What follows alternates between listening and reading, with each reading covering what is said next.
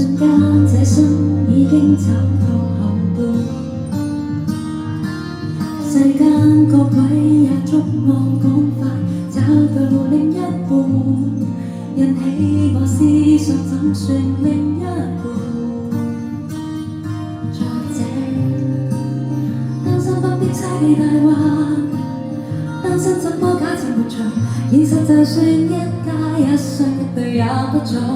我找人生那樂趣，前方怎開展我也無懼。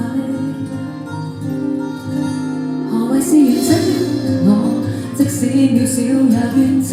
我不想和坊間的情苦追有成，讓我得半個，亦有一半未覺醒。餘生我想可以平和而天真。